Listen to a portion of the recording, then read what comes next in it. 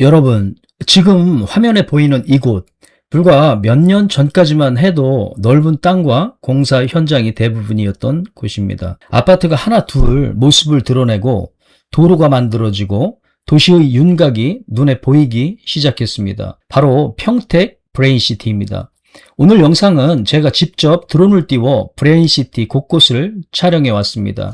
현재 공사가 어디까지 진행됐는지, 아파트들이 실제로 어디에 자리 잡고 있는지, 단지와 단지 사이의 거리는 어떤지, 그리고 앞으로 학교와 상업시설, 카이스트 평택 캠퍼스까지 들어오게 되면 이곳이 어떤 모습으로 변하게 될지 제가 촬영한 실제 현장 화면을 보면서 하나씩 살펴보겠습니다. 특히 오늘 영상에서 중요한 것은 아파트 한 곳의 분양 이야기가 아닙니다. 2026년부터 2028년까지 이어지는 대규모 입주가 브레인시티라는 도시를 어떻게 바꿔놓을 것인가. 저는 바로 이 부분을 여러분과 함께 현장에서 확인해 보고 싶습니다.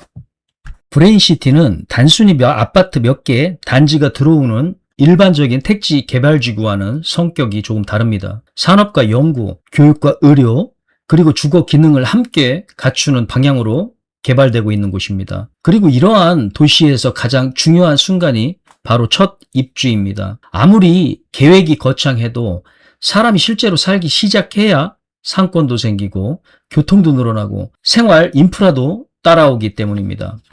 그 첫 번째 주자가 지금 화면에 보이는 단지입니다. 대광 로제비앙 모가엘가 총 1700세대 2026년 8월 입주 예정인 브레인시티에서 가장 먼저 입주하는 대규모 아파트 단지입니다. 15개 동 규모의 단지입니다. 2026년 8월 입주 예정으로 알려져 있는데 제가 오늘 이 단지를 첫 번째로 말씀드리는 이유가 있습니다. 브레인시티에서 계획 도시에서 실제 주거 도시로 넘어가는 첫 번째 신호탄이기 때문입니다. 지금까지 브레인시티를 바라보면서 도대체 언제 사람이 들어오고 언제 도시다운 모습이 만들어지는지 이런 생각을 하셨던 분들도 많이 계실 겁니다. 그런데 1700세대가 입주하기 시작하면 이야기는 달라지겠죠. 단순히 아파트 건물 하나가 완공되는 것이 아니라 수천 명의 생활 인구가 움직이기 시작하는 것입니다. 생활 편의시설에 대한 수요가 생기고 상업시설에 대한 수요도 만들어지고 교육과 교통에 대한 요구도 본격적으로 발생합니다. 그래서 저는 이 1700세대의 첫 입주가 브레인시티 전체에서 상당히 중요한 의미를 갖는다고 봅니다.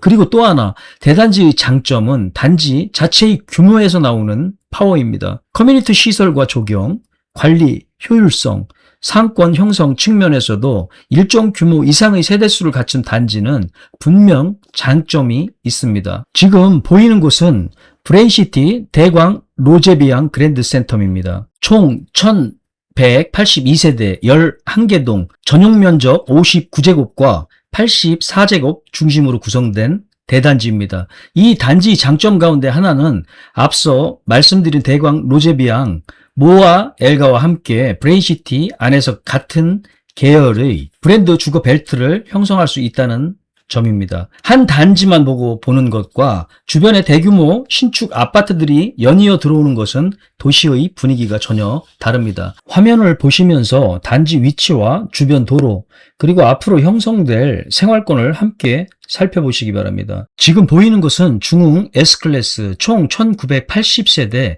2027년 2월 입주 예정인 아파트입니다. 지하 2층에서 지상 최고 35층 총 16개 동 규모입니다. 중흥 S클래스 역시 대단지에서 기대할 수 있는 피트니스 센터와 GX룸, 다양한 커뮤니티 시설이 계획되어 있다는 것이 장점입니다. 그리고 브레인시티 전체의 산업 연구 시설과 연계된 직주 근접 가능성 역시 장기적으로 살펴볼 부분입니다. 여러분, 여기서 화면을 잠시 넓게 한번 보겠습니다. 제가 오늘 굳이 드론을 띄워서 이곳을 전체적으로 촬영한 이유가 바로 이것입니다. 지상에서 아파트 하나만 바라보면 그 아파트밖에 보이지 않습니다. 그런데 위에서 내려다보면 아파트와 아파트가 어떻게 연결되고 도로가 어디로 이어지고 학교와 상업지역은 어디에 들어오고 카이스트 예정 부지와 산업시설은 어떤 관계를 갖게 되는지 도시 전체 구조가 보이기 시작합니다. 안녕하세요. 평택의 변화와 부동산 현장을 직접 찾아다니며 소식을 전해드리는 갤러리랜드 공인중개사 땅드림입니다. 오늘처럼 직접 현장을 촬영하고 자료를 확인해서 전해드리는 영상이 도움이 되셨다면 좋아요와 구독 꾹꾹 눌러주세요.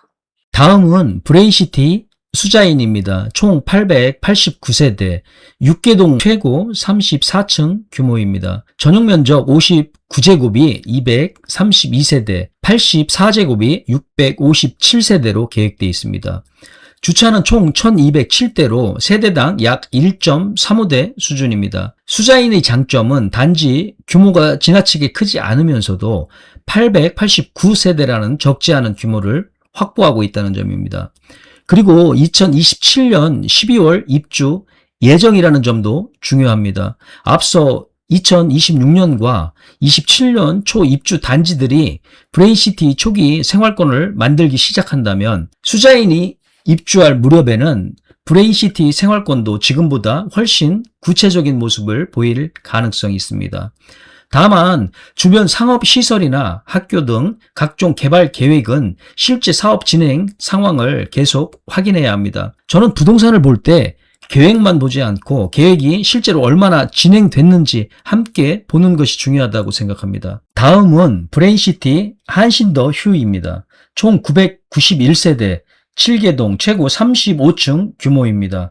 전용면적 59제곱과 84제곱 타입으로 구성되어 주차 대수는 1395대로 세대당 약 1.41대 수준입니다. 입주 시기는 2028년 1월 예정이고요. 한신더 휴의 특징 가운데 하나는 건폐율이 약 12.7% 수준으로 계획되어 있다는 것입니다. 단지 안에는 중앙 광장과 녹지, 어린이 놀이터, 주민 공용 공간 등도 계획되어 있습니다. 아파트를 선택할 때 단순히 집 내부만 볼 것이 아니라 동간거리, 조경, 주차, 단지 내부의 보행 환경, 주변 학교와 상업시설 접근성 등을 함께 보는 것이 중요합니다.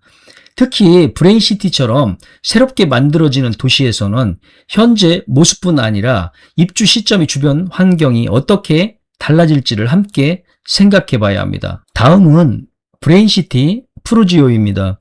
총 1990세대 16개 동으로 최고 35층 규모입니다. 전용면적 59제곱과 84제곱뿐 아니라 119제곱 타입까지 계획되어 있습니다. 주차 대수도 2852대로 세대당 약 1.43대 수준입니다. 이 정도면 하나의 작은 마을이라고 해도 과언이 아닐 정도입니다. 특히 프루지오는 대단지 규모를 활용한 커뮤니티가 눈에 들어옵니다. 피트니스와 GX룸, 공유 오피스, 골프시설, 스터디룸, 그리고 수영장과 사우나 등 다양한 커뮤니티 시설이 계획되어 있습니다. 요즘 신축 아파트의 경쟁력은 단순히 집 안의 평면만으로 결정되지 않습니다. 단지 안에서 어떤 생활을 할 수 있느냐, 이 부분이 중요성이 점점 커지고 있습니다. 그리고 1990세대가 2028년 입주하게 된다면 브레인시티 생활 인구 증가에도 상당한 영향을 줄 수 있는 규모입니다. 다음은 브레인시티 메디스파크 로제비앙 모아엘가 아파트입니다. 총 1215세대 10개동 최고 35층 규모로 계획된 단지입니다. 전용 면적도 59제곱부터 101제곱까지 다양하게 구성됩니다. 입주는 2028년 5월 예정입니다. 이 단지를 이야기할 때 많은 분들이 관심을 갖는 것이 의료 복합타운 계획과의 관계일 것입니다. 다만 의료시설은 아파트와 달리 별도의 사업 일정과 절차가 있기 때문에 영상에서는 무조건 확정된 미래 가치라고 단정하기보다 계획이 실제로 어떻게 진행되는지 지속적으로 확인해야 할 요소라고 말씀드리는 것이 정확합니다. 저도 앞으로 현장 진행 상황이 바뀔 때마다 계속 확인해서 알려드리겠습니다. 다음은 2028년 7월 입주 예정인 엔네이처 미래도입니다. 세대수는 총 1413세대, 9개 동, 지하 2층에서 최고 35층 규모입니다. 59제곱과 84제곱 타입으로 구성되어 주차는 약 1957대로 세대당 약 1.38대 수준입니다. 이 단지에서 눈여겨볼 부분은 단지 앞쪽의 공원과 녹지 계획입니다. 단지 내에도 키즈파크와 워터가든, 힐링 에코숲 등 다양한 녹지 공간이 계획되어 있습니다. 신도시에서 공원과 녹지는 생각보다 중요한 요소입니다. 처음 입주할 때는 상가 하나, 도로 하나가 더 중요해 보일 수 있지만 실제로 장기간 거주하게 되면 산책할 수 있는 공간, 아이들이 뛰어놀 수 있는 공간, 집 가까이에서 휴식할 수 있는 공간이 주거 만족도를 크게 좌우하기 때문입니다. 다음은 브레인시티 비스타 동원 부지입니다. 공동 4블록에 들어서는 총 1600세대의 대단지입니다. 14개 동 최고 35층, 전용 면적 59제곱, 84제곱, 그리고 106제곱까지 구성됩니다. 브레인시티 안에서 또 하나의 대규모 주거축을 담당할 단지입니다. 특히 다양한 평형 구성이 장점입니다. 소형부터 중대형까지 선택폭을 넓혔고 대단지에 맞는 커뮤니티의 특화 조경도 개혁되어 있습니다. 비스타 동원까지 더해지면 브레인시티 전체 아파트 지도를 다시 한번 바라볼 필요가 있습니다. 그리고 마지막 핵심인 카이스트 평택 캠퍼스입니다. 카이스트 평택 캠퍼스는 단순히 대학교 건물 하나가 들어오는 개념으로 바라봐서는 안 됩니다. 계획의 핵심은 반도체를 중심으로 한 연구와 산학 협력입니다. 반도체 설계와 소자 연구, 첨단 연구시설, 그리고 산업체와 대학의 협력을 통해 연구 결과가 실제 산업으로 연결되는 공간을 만들겠다는 구상입니다. 기존에 공개된 계획에서는 2029년 대학 본부 개교를 목표로 제시했고 반도체 연구시설과 클린룸 첨단 연구 환경을 구축하는 방향이 제시되어 있습니다.